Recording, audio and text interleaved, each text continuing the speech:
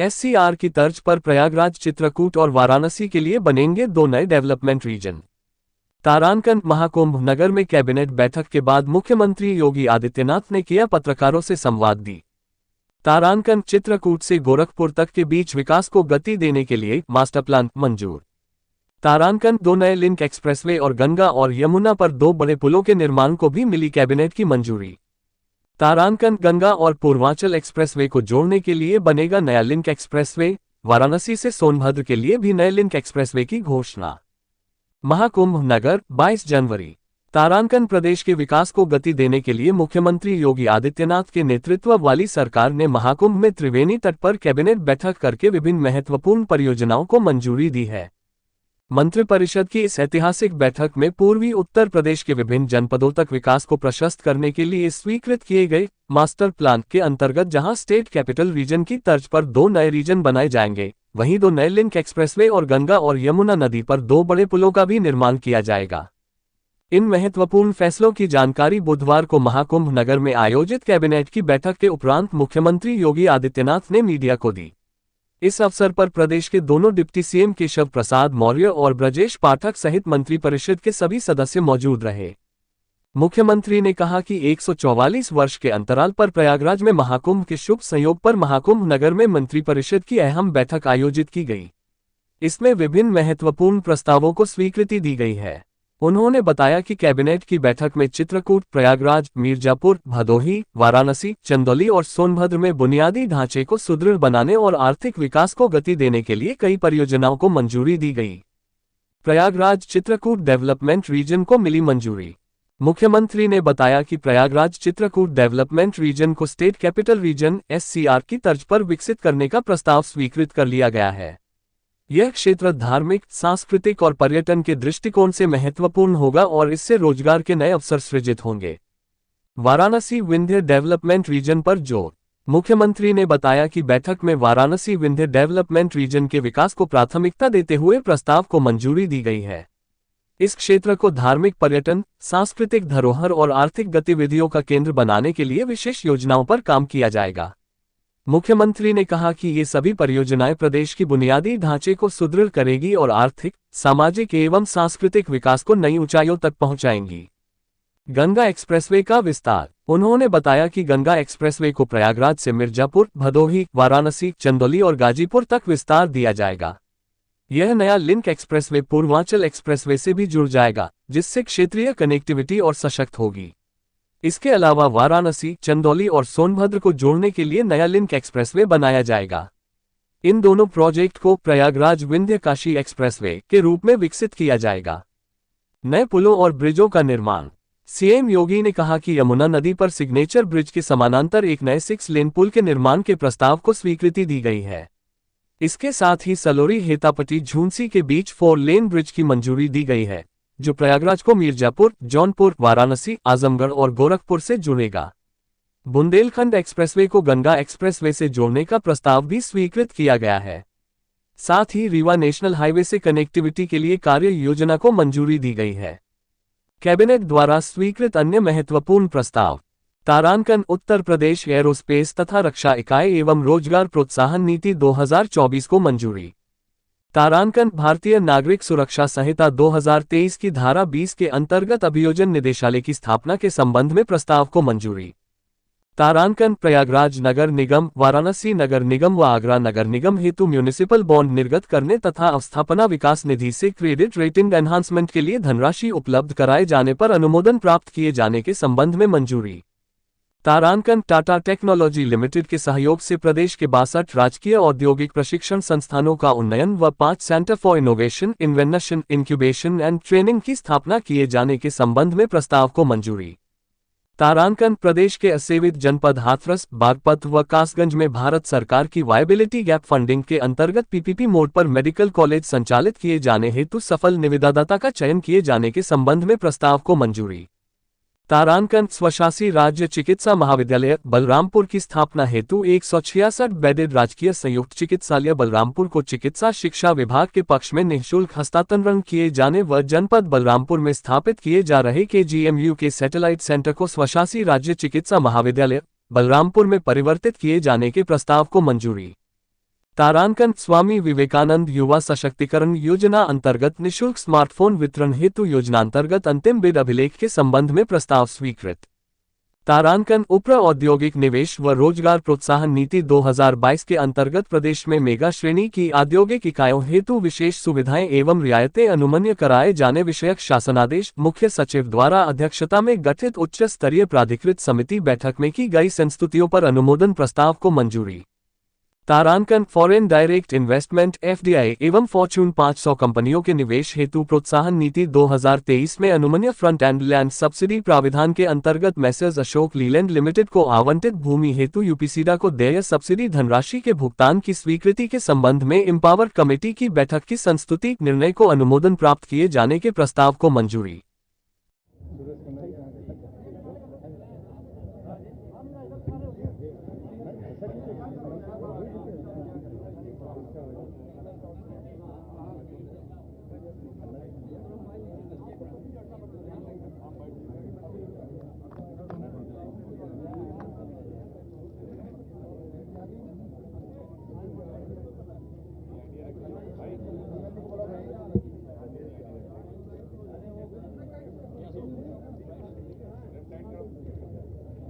आ गए क्या खन्ना जी? कहाँ रह गए? मित्रों, मैं पूरे मंत्री परिषद की ओर से महाकुंभ में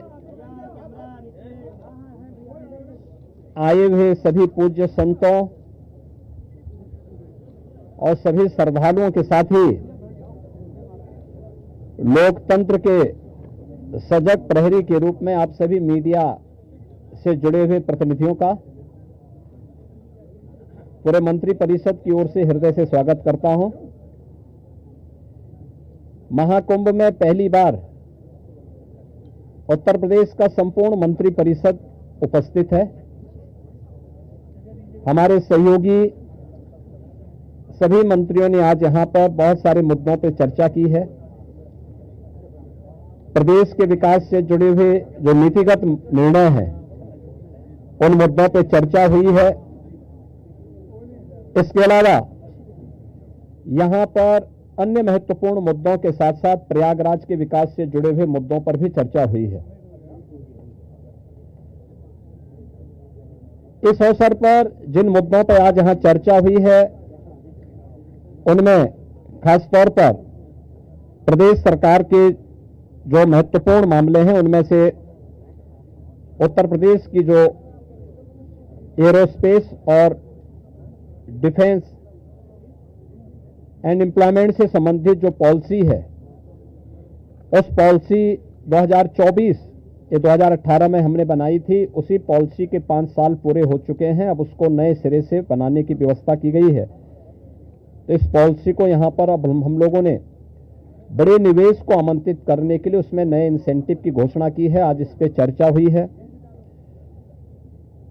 FDI के अंतर्गत और फॉर्च्यून 500 में जो निवेश प्रदेश में हुआ है उस निवेश के अंतर्गत इंसेंटिव वितरण करने की व्यवस्था और उसको उतनी प्रतिपूर्ति शासन यूपीसीडा को कर रहा है और सीडा ने यूपीसीडा उसके माध्यम से करेगा। कुछ नए निवेश के प्रस्ताव यहां पर आए हैं जिन्हें लेटर ऑफ इंटेंट यहां पे आज जारी हो रहे हैं।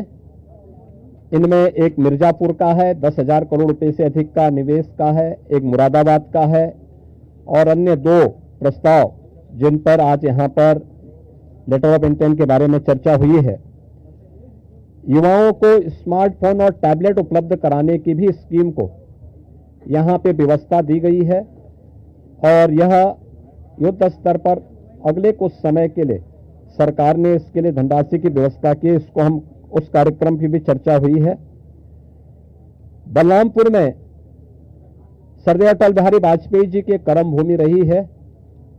उन्हीं के नाम पर जो KGMU का सैटेलाइट सेंटर था उसे मेडिकल कॉलेज के रूप में स्थापित करने और मेडिकल कॉलेज में नेक्स्ट सेशन में उसको संचालित करने का निर्णय लिया गया है।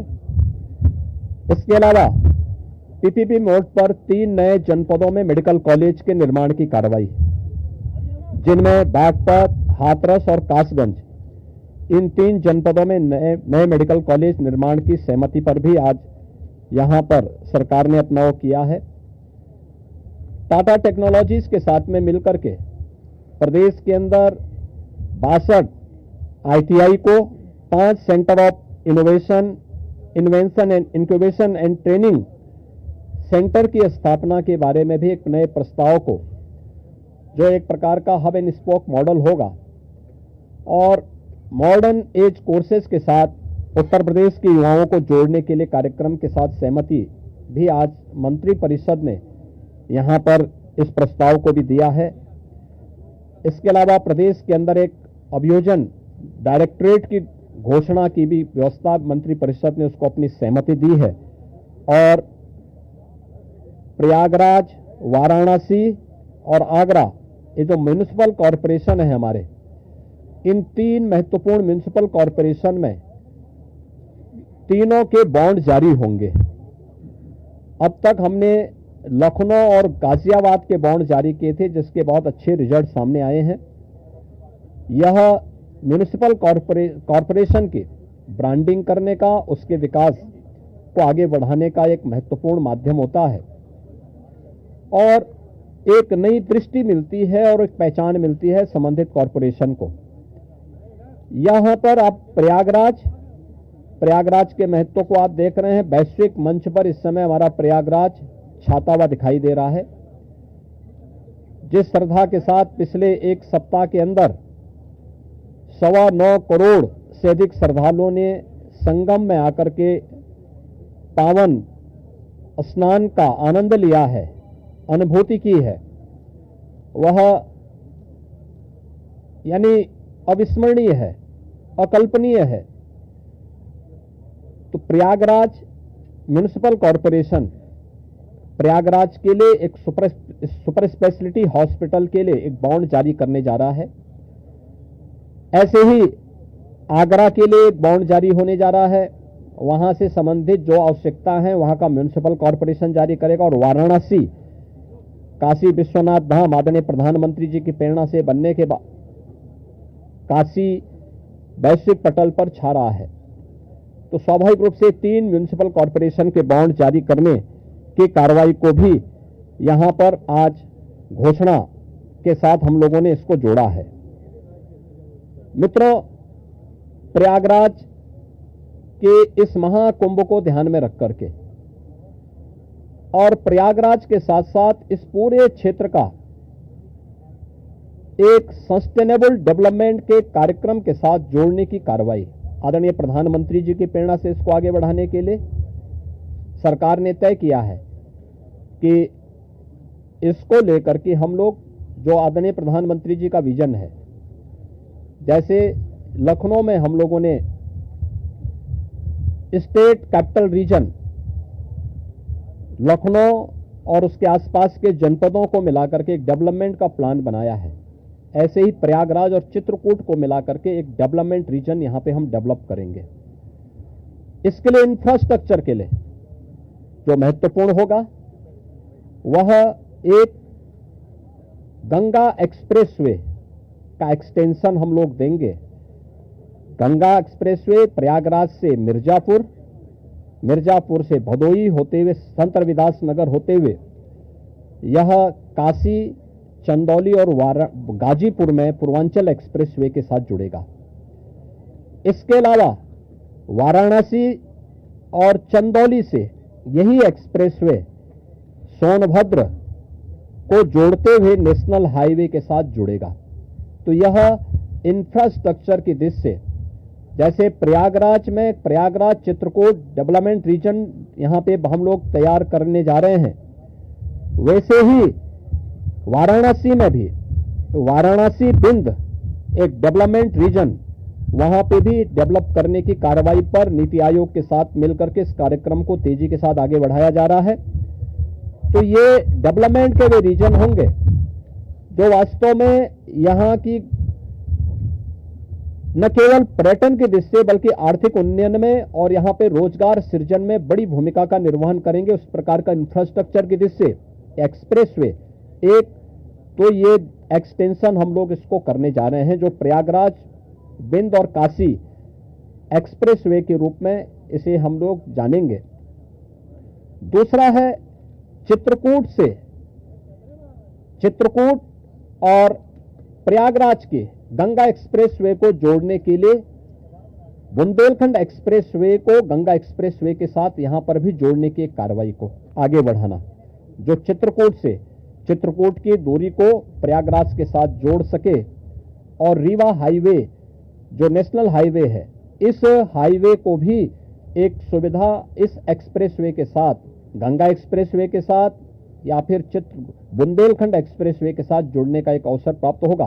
तो ये दो महत्वपूर्ण के साथ साथ प्रयागराज की अपनी आंतरिक चैलेंजेज हैं, ट्रैफिक के चैलेंजेज हैं, और इसमें हम लोगों ने अभी से यहाँ पर पहले आदरणीय प्रधानमंत्री जी की प्रेरणा से भारत सरकार के राष्ट्रीय राजमार्ग विभाग ने लखनऊ रायबरेली होते हुए प्रयागराज की दूरी को बहुत आसान किया है, जिसमें गंगा नदी पे एक 6 लेन का ब्रिज भी बन रहा है। इस समय हमने उसकी एक व्यवस्था स्टील ब्रिज दिया है इस पूरे महाकुंभ के दौरान, जो प्रॉपर रूप से कार्य कर रहा है, लेकिन वह नया ब्रिज भी समय रहते हुए कंप्लीट हो जाएगा। ऐसे ही अन्य कनेक्टिविटी के लिए यहां से मिर्जापुर, जौनपुर, वाराणसी, आजमगढ़, गोरखपुर की कनेक्टिविटी को बनाए रखने के लिए यहां पर जो मांग हो रही थी, प्रयागराज शहर की तरफ से सलौरी और हेतापट्टी के बीच में, झूसी के बीच में इस पूरे ब्रिज को बनाने की कार्रवाई को, 4 लेन के एक ब्रिज को सरकार इसको बनाएगी। दूसरा, रीवा की तरफ से और जो आपके अरेल की ओर से जो यहां पे प्रेशर है यमुना जी के ब्रिज पे, सिग्नेचर ब्रिज आज से 20 साल पहले बनकर के तैयार हुआ था। आज यहां पर उसकी दृष्टि से बहुत महत्वपूर्ण आवश्यकता यहां पर है कि उसके पैरेलल एक नया ब्रिज बने।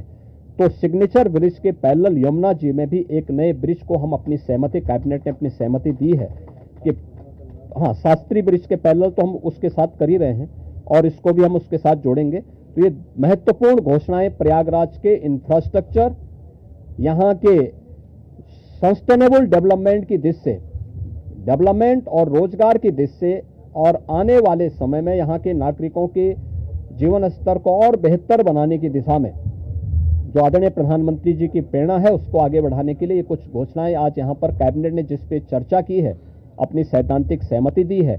और मुझे पूरा विश्वास है कि अगली बार जब कुंभ के साथ उत्तर प्रदेश जुड़ेगा तो इन सब इंफ्रास्ट्रक्चर का लाभ आने वाले श्रद्धालुओं को प्राप्त होगा।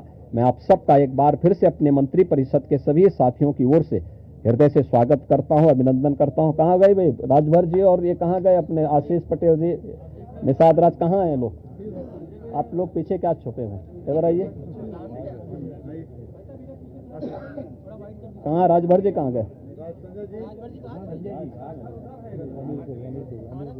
अनिल कहाँ है? अनिल कहाँ है?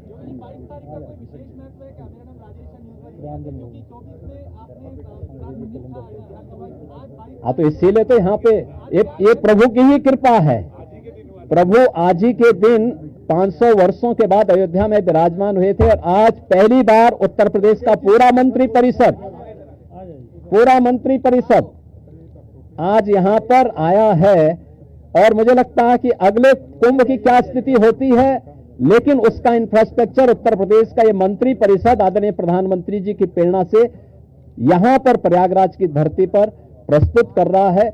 और मुझे विश्वास है कि इसको, जैसे प्रयागराज की कायाकल्प पिछले 6 वर्ष के अंदर हुई है, ये इंफ्रास्ट्रक्चर प्रयागराज को एक वैश्विक पहचान दिलाने में सफल होगा।